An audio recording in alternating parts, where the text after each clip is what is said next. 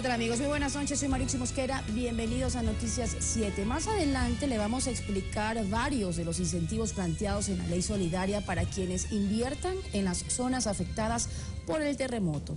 Vamos a comenzar las noticias con los titulares. Bienvenidos.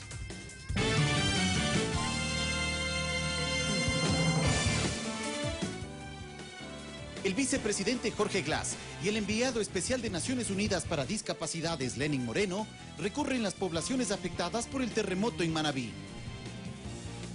338 casos de gripe AH1N1 están confirmados en Ecuador.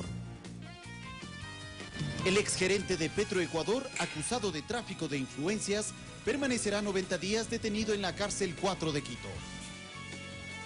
En lo internacional, un juez del Supremo Tribunal Federal de Brasil presentó una acción ante la Cámara de Diputados para que revise un pedido de juicio político en contra del presidente interino, Michel Temer.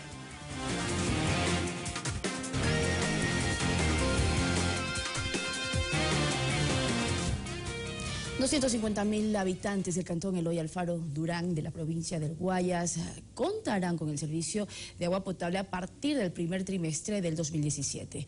El presidente de la República, Rafael Correa, recorrió el avance de esta obra. Además, visitó el intervenido cerro Las Cabras, donde se combate el microtráfico.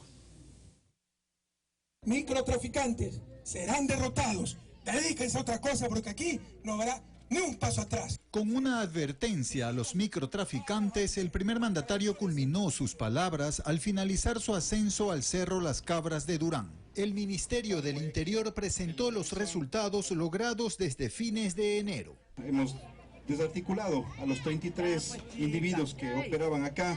Ya 20 de ellos están sentenciados, 13 serán sentenciados en los próximos días. Horas antes, el jefe de Estado recorrió la mega obra de agua potable para 250.000 habitantes del cantón Eloy Alfaro Durán. Si bien es cierto, vamos a tener agua potable, pero nos falta el alcantarillado. Y ese 90% de alcantarillado, ojalá una parte nos pueda financiar el gobierno, pero si no, no importa, por eso estamos las alcaldesas y los alcaldes y vamos a hacer una sociedad estratégica privada, una alianza público-privada para poder financiar el alcantarillado. Se le dio 14 millones a la anterior administración y por incapacidad, deshonestidad, falta de transparencia, por deficiencias técnicas, legales, financieras, no pudieron ejecutar un solo centavo. Gracias a Dios, con la compañera Alexandra Arce hemos avanzado lo que no se había avanzado en décadas, compañeros. El costo se aproxima a los $40 millones y 2/3 partes son financiadas con créditos no reembolsables por el gobierno nacional. Su inauguración se espera para el primer trimestre del próximo año. El presidente Rafael Correa regresó a Guayaquil en bicicleta y lo hizo sobre las camineras de la isla Santay para constatar los daños ocasionados por el terremoto. Ya en el centro de la ciudad, visitó el modernizado edificio Montecristi de la Fiscalía, que atiende a un promedio de 500 usuarios por día. Hemos avanzado mucho, pero todavía nos faltan como 300 fiscales, pero por ejemplo, los fiscales que existen aquí, por concurso de merecimiento, han obtenido su nombramiento. Entonces, no le deben favor a nadie y pueden dedicarse a realizar su trabajo con total transparencia, con total dedicación. En la renovación se invirtieron $5 millones. En Guayaquil, Gustavo Espinosa, Ecuador TV. Y en este momento nos trasladamos hasta Montecristi, en la provincia de Manabí, para hacer un contacto con nuestro compañero Alexis Moncayo, quien ha permanecido varios días trabajando desde la provincia para informarnos cuáles han sido las actividades durante estos días. Alexis, buenas noches, ¿qué información nos tienes? Hola, ¿qué tal, Mariuxi, amigos de todo el país? Buenas noches, saludos desde el Parque Central de Montecristi, este bello y acogedor cantón de la provincia de Manabí que vio nacer al viejo luchador Eloy Alfaro. Y desde aquí les contamos que Jorge Glass, vicepresidente de la República, y Lenín Moreno, enviado especial de Naciones Unidas, visitaron hoy la provincia de Manabí, estuvieron en la zona cero de Manta durante la mañana, visitaron también el albergue ubicado sobre los esteros, y en horas de la tarde visitaron el cantón de Jaramijó, recorriendo también la zona cero, muy cerca del puerto pesquero, así como también el albergue ubicado en la cancha de la Liga Cantonal de Jaramijó. Aquí les presentamos un informe de estas actividades. Glass y Moreno llegaron a Manta a las 11 de la mañana. Sin presencia de los medios, hicieron un recorrido en vehículo por la zona cero de la ciudad.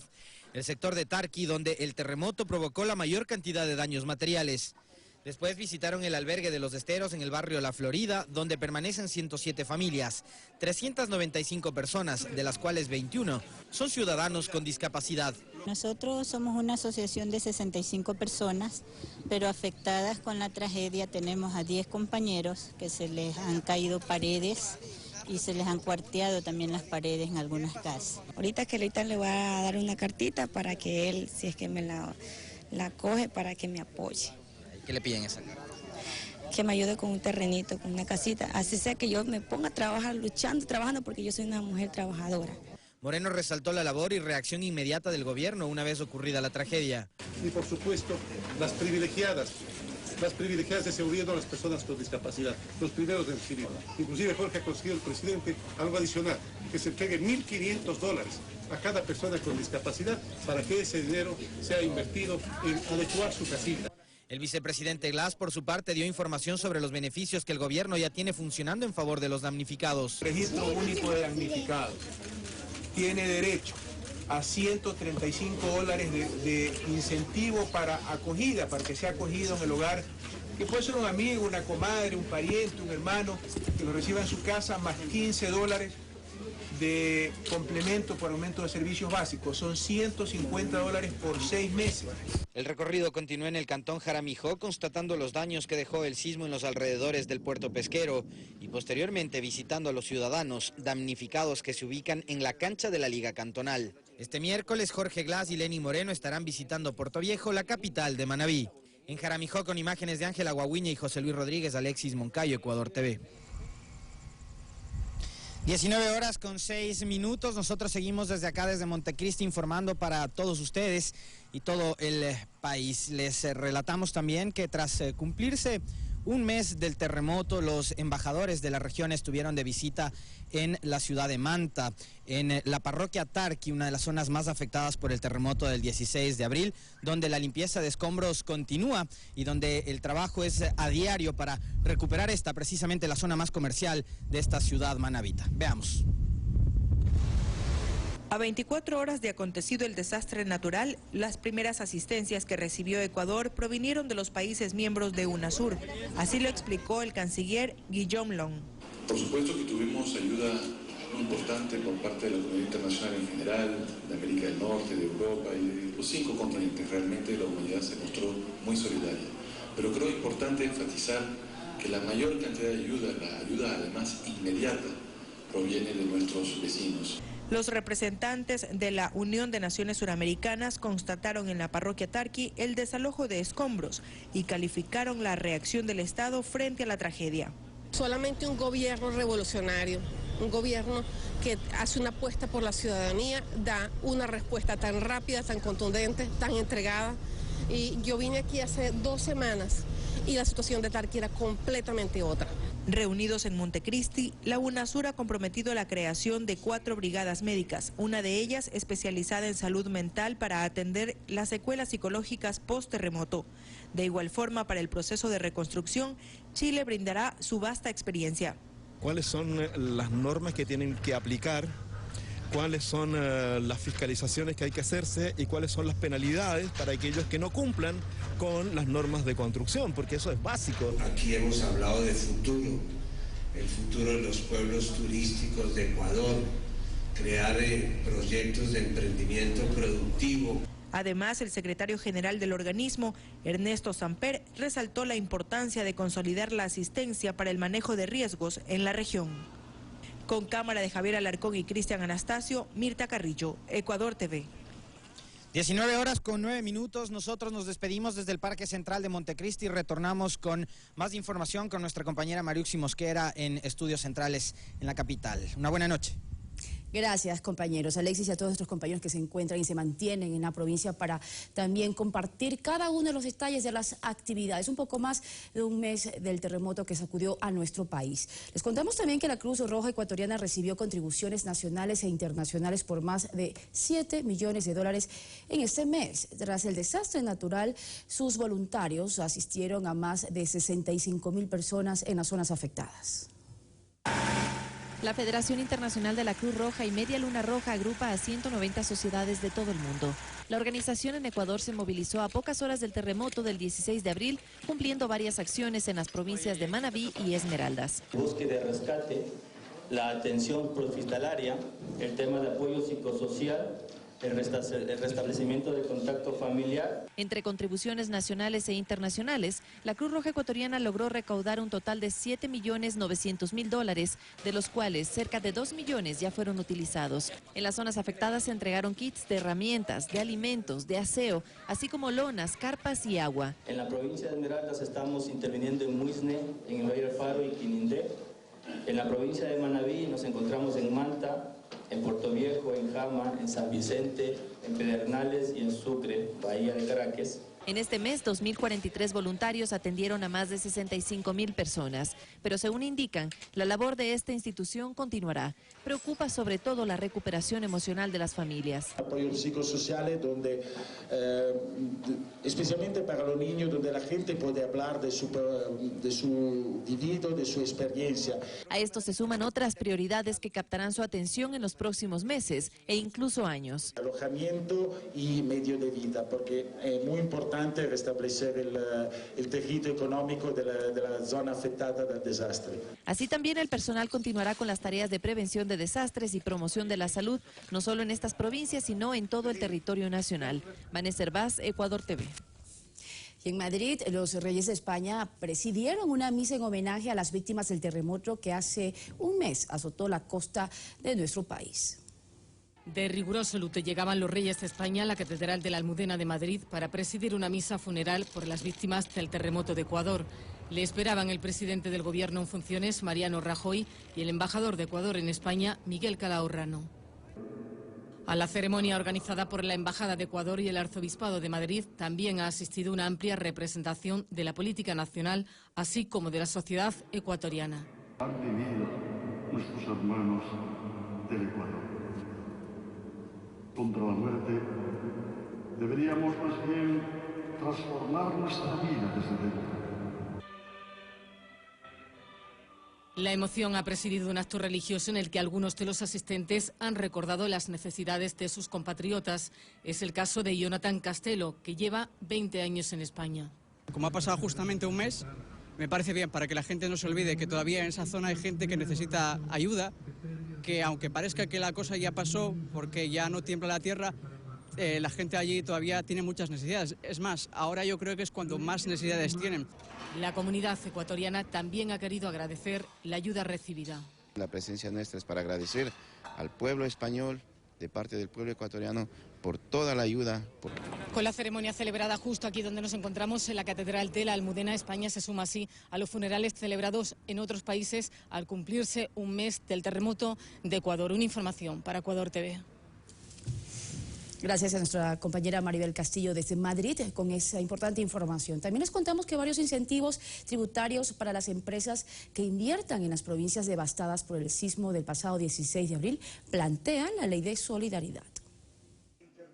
La normativa aprobada la anterior semana por la Asamblea busca, entre otros objetivos, la reactivación económica de Manabí, Muisne y demás zonas afectadas por el terremoto. En el segundo capítulo, la ley plantea los incentivos para las nuevas inversiones productivas que se ejecuten en los próximos 3 años. Van a tener 5 años de exoneración del impuesto a la renta. Si la inversión es en el sector turístico, la exoneración del impuesto a la renta será de hasta 10 años. Lo mismo, hay incentivos tributarios para la banca. Si la banca presta en Manabí y en las zonas que fueron fruto del desastre, van a tener también incentivos tributarios. Es decir, las entidades del sistema financiero tendrán una rebaja en el valor del anticipo del impuesto a la renta de 2016. Esto en proporción al monto de créditos otorgados entre el 16 de abril y 31 de diciembre de este año. Así también los ingresos obtenidos por créditos otorgados entre el 16 de abril de 2016 y 31 de diciembre de 2017 se encuentran exentos del impuesto a la renta, siempre que su destino sea Manabí, Muisne y otras zonas afectadas que se definan mediante decreto. La normativa también establece la exoneración del impuesto a la salida de divisas y aranceles de aduaneros, hasta por 1 año, a las importaciones efectuadas a favor de quienes sufrieron una afectación económica directa por el desastre natural. Al momento se espera la respuesta del presidente de la República, es decir, que sancione la ley favorablemente o a su vez vete parcial o totalmente. En el caso de la primera opción, pasaría directo al registro oficial para su publicación. Olga Velasco, Ecuador TV. Momento de hacer una pausa. Al regresar les contamos los detalles sobre el exfuncionario de Petroecuador que va a permanecer 3 meses detenido para investigaciones. Volvemos.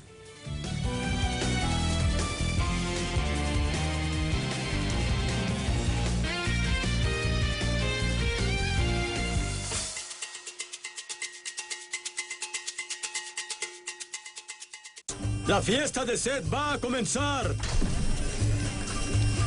La fiesta de Sed estará llena de sorpresas. Asenet no regresó con el cortejo. ¿Qué habrá pasado? Sueños de Egipto. Hoy, 19:30. ¿Dónde estará Asenet? Ecuador TV, somos todos. Información importante. Estas son las opciones para buscar a los desaparecidos en el terremoto Ecuador. En Google Person Finder, escoge Terremoto en Ecuador. También en las redes sociales Facebook y Twitter. Hashtag DesaparecidosEC y hashtag EncontradosEC. Ecuador TV. Somos diversidad. Toda la información sobre esta emergencia, conócela en www.ecuadorlistoysolidario.com o para donaciones y voluntariado, llama al EQ 911. Es helado y hostil. Es el Broad Peak, en la cordillera de Pakistán. Marcus Kronthaler escaló la montaña de 8.000 metros en julio del 2006. Jamás regresó de la cima. Georg Kronthaler escuchó la voz de Marcus, su hermano fallecido, 1 año después. Por favor, alguien que me ayude. Georg decidió que rescataría a Marcus de la cima del Broad Peak. Grandes documentales nos trae Broad Peak, en la cordillera de Pakistán. Gran estreno, miércoles, 22:30. Ecuador TV, somos cultura.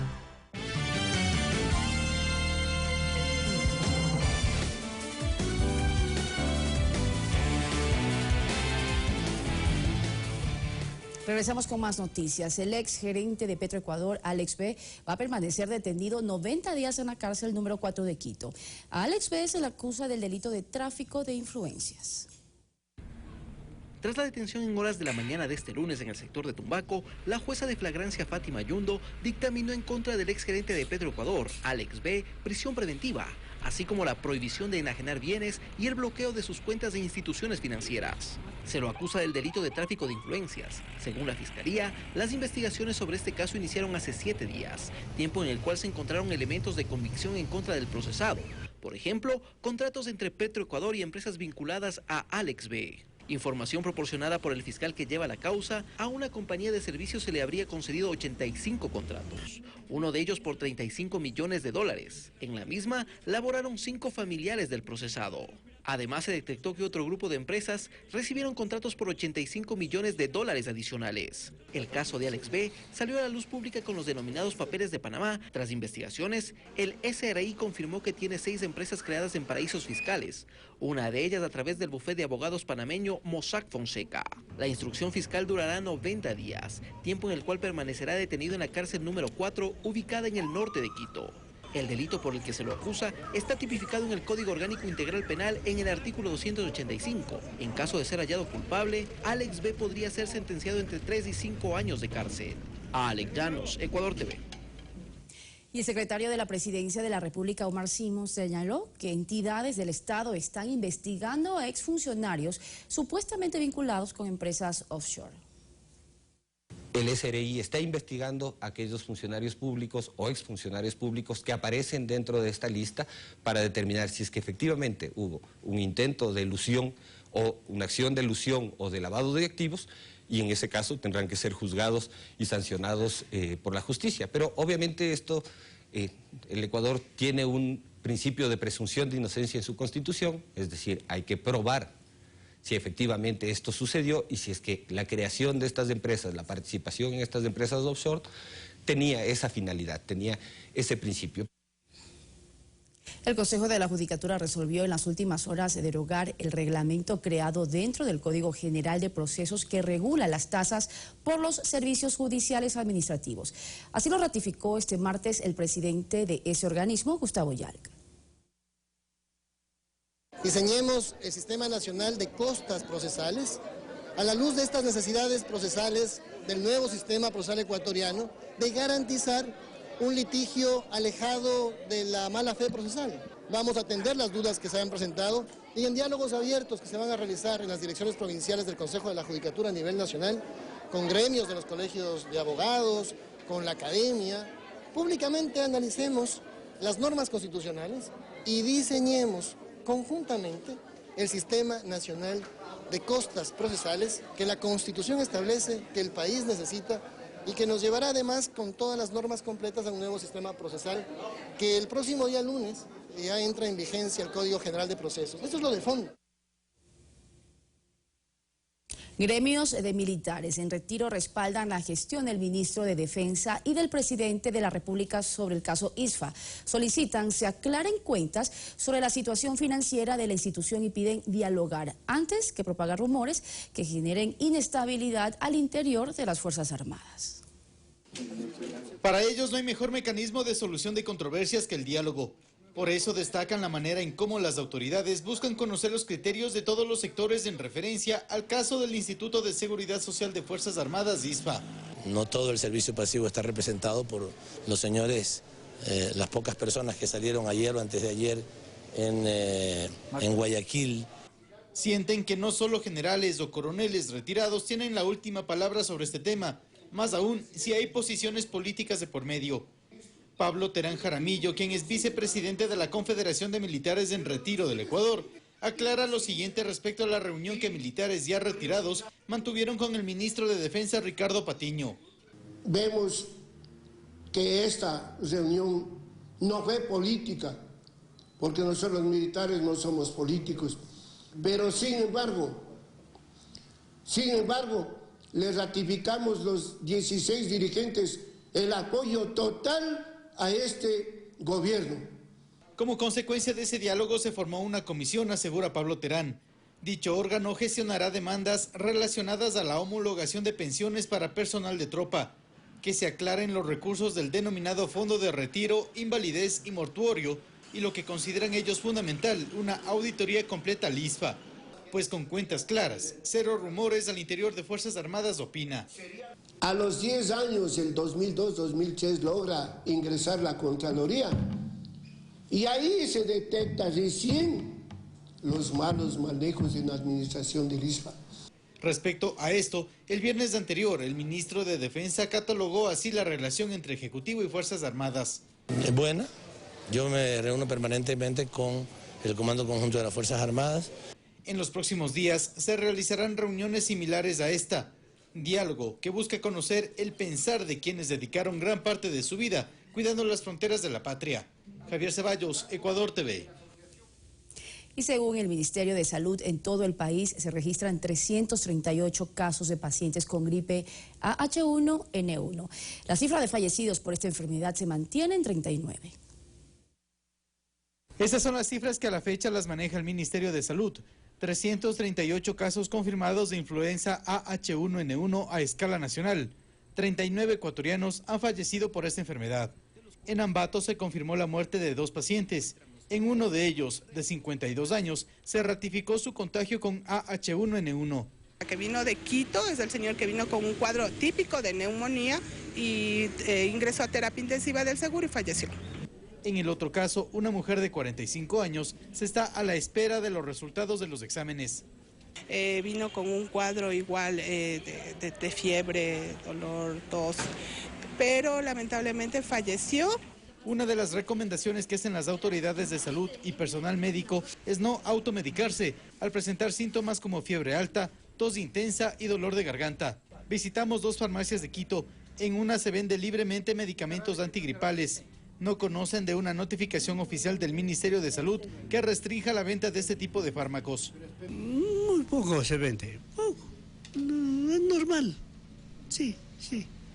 En otra droguería solo se vende la medicina antigripal con receta médica. Nosotros también hemos bajado, hemos parado la venta al respecto. ¿Solo con receta médica? Solo con receta médica. Para cualquier tipo de componente de antigripal. Antigripal, inclusive los desinflamantes, los paracetamol para bajar la fiebre. Según el Ministerio de Salud, de los casos registrados en todo el país, el 55,6% de los pacientes confirmados con esta enfermedad son hombres y el 44,4% restante corresponden a mujeres. Javier Ceballos, Ecuador TV. Pasamos a otro tema. En el cantón Gualaceo, provincia de La Suay, la escuela Mercedes Vázquez Correa se deteriora con el pasar de los meses debido a que no es utilizada.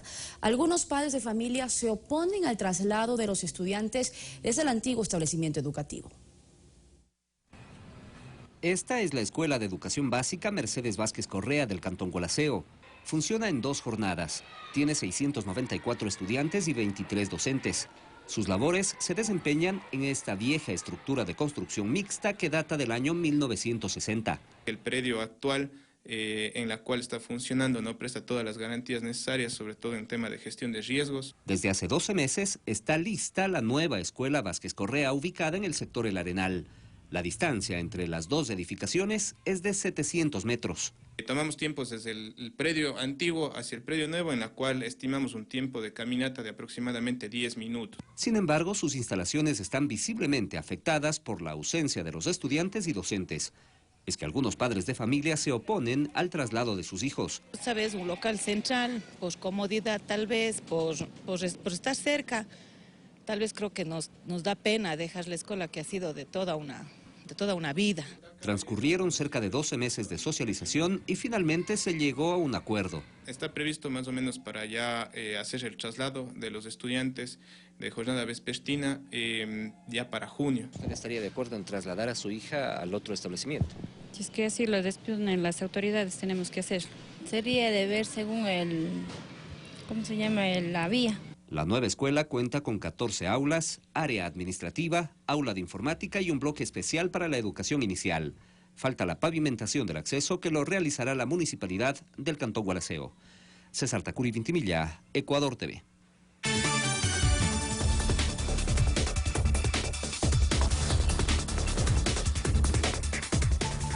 Y en lo internacional les contamos que el presidente de Venezuela, Nicolás Maduro, denunció una campaña mediática internacional en su contra, mientras que a nivel mundial se celebra el Día contra la Homofobia y la Transfobia. Ante la prensa internacional, el presidente de Venezuela, Nicolás Maduro, denunció una campaña mediática en su contra y la amenaza de una intervención extranjera. Pero sobre Venezuela se está montando un escenario de violencia para justificar una intervención extranjera de carácter militar. Detectó el ingreso ilegal para labores de espionaje inusuales de el avión Boeing 707E3 Sentry. En tanto, la Asamblea Nacional, con mayoría opositora, aseguró que la prolongación del decreto de emergencia económica por 60 días más viola las garantías constitucionales. Anunciaron una movilización para este miércoles.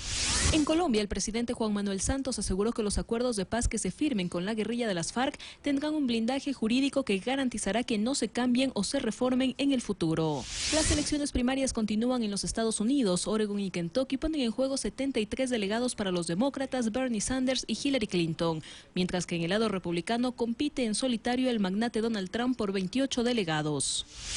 3 atentados en barrios chiitas en Bagdad dejan hasta el momento más de 80 muertos y 100 heridos. El autodenominado Estado Islámico se adjudicó los ataques. Se trata de una de las jornadas más sangrientas en Irak. Enfrentamientos en Francia entre las organizaciones sociales y la policía. Gremios del transporte y estudiantes bloquearon carreteras en varias ciudades en rechazo a la ley laboral que busca ser aprobada mediante decreto y sin votación en el Parlamento. La normativa busca incrementar las horas laborales y permite los despidos colectivos. En Cuba comenzaron los trabajos de limpieza por los daños ocasionados por una serie de tornados acompañados de lluvia y granizo que arrasaron con una pequeña ciudad en el centro de la isla, dejando casas destrozadas y varios residentes sin hogar. Hoy se celebra el Día Internacional contra la Homofobia y la Transfobia. En varios países se realizaron movilizaciones. En Paraguay y Cuba las parejas homosexuales se besaron y exigieron respeto a sus derechos. En México el presidente Enrique Peña Nieto propuso la legalización del matrimonio entre personas del mismo sexo. Fanny Lara, Ecuador TV. Y bien, así finalizamos. Muchísimas gracias por su compañía. Recuerden, más noticias 9 de la noche. Mientras tanto, que es en sintonía de Ecuador TV. Pasen bien.